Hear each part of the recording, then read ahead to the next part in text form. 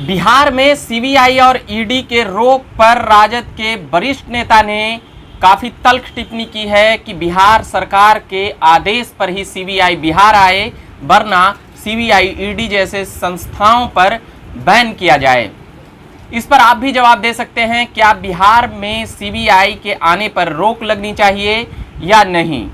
आप बिहार के एक जिम्मेदार नागरिक होने के नाते इसका जवाब आप भी दे, ताकि हमें भी पता चले कि सीबीआई का दुरुपयोग हो रहा है या फिर सीबीआई का सदुपयोग हो रहा है। नमस्कार, आप देख रहे हैं झकास भारत और मेरा नाम हुआ रविकांत। देश में कई जगहों पर सीबीआई और ईडी की रेड पड़ते रहती है। इस पर यह आरोप लगता है, आज से नहीं, देश आज़ादी के बाद और इंदिरा गांधी के शासनकाल के बाद यह खूब देखा गया कि जो भी सत्ता में रहे वह कई केंद्रीय एजेंसियों का कह सकते हैं कि उसका अपने ढंग से उपयोग करते हुए नजर आए। जो काम कांग्रेस कर रही थी, आरोप यह लग रहा है कि बीजेपी भी यही कर रही है। याद होगा कि किस प्रकार से अमित शाह के ऊपर भी, जो अभी वर्तमान में गृह मंत्री हैं, उन पर भी कई जांच कमेटियां बैठी थी और नरेंद्र मोदी के ऊपर भी सीबीआई, ईडी समेत अलग अलग जांच एजेंसियां गोधरा गुजरात कांड को लेकर उनसे लगातार कह सकते हैं कि 10-10, 12-12 घंटे तक पूछताछ हुई थी। तो क्या कांग्रेस सीबीआई का इस्तेमाल कर रही थी? तो क्या अब भारतीय जनता पार्टी सीबीआई का इस्तेमाल कर रही है? ऐसे कई संगीन आरोप लगातार लग रहे हैं सीबीआई के विश्वसनीयता के ऊपर। इन्हीं सब के बीच बिहार के नेता और वरिष्ठ नेता शिवानंद तिवारी, जो लालू प्रसाद यादव और नीतीश कुमार के साथ राजनीति जेपी मूवमेंट के वक्त के नेता हैं, और इस प्रकार के सीबीआई की मनमानी पर सीधे तौर पर बिहार आने से रोक लगाने की मांग की है और महागठबंधन में इसकी बैठक की बातें कर दी।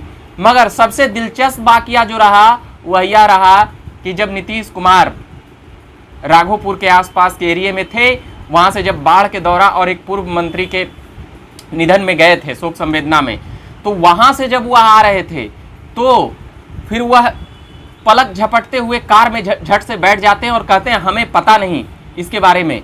यानी कि शिवानंद तिवारी के बयान के बारे में क्या उन्हें सचमुच नहीं पता था, या फिर नीतीश बाबू यह जानते थे कि वह गलती कर चुके हैं। सीबीआई के बिहार में बैन लगाने को लेकर वह किससे मांग कर रहे थे? यानी कि सीधे तौर पर महागठबंधन के जो अभी सरकार चल रही है बिहार में और उसके मुखिया नीतीश कुमार के पलक झपकने का विषय क्या रहा, और झट से जाकर इसे जवाब न देने की जो कह सकते हैं कि फैसला लिया और कार में बैठ गए।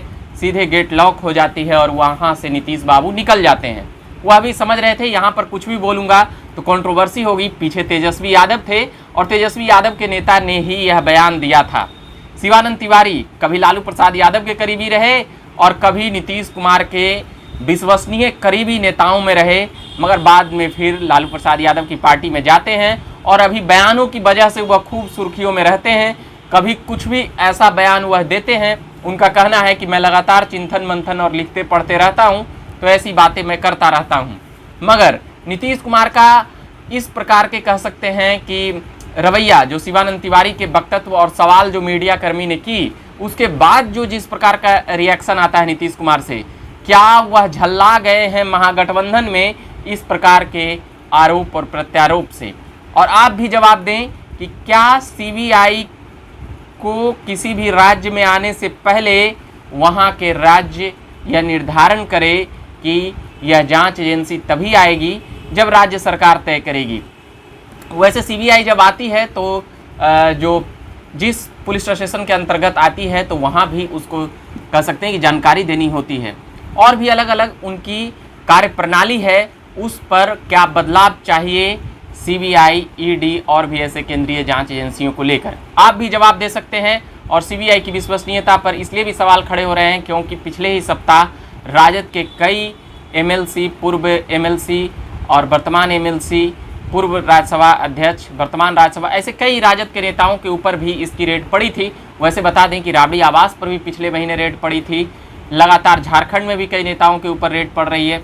तो ये बातें हैं सीबीआई की विश्वसनीयता को लेकर। आप भी जवाब दें ताकि हमें भी पता चले कि जनता क्या चाहती है और जनता क्या सोच रही है। क्या सीबीआई के एक्शन से खुश है या नाखुश है, ये बड़ी बातें हैं।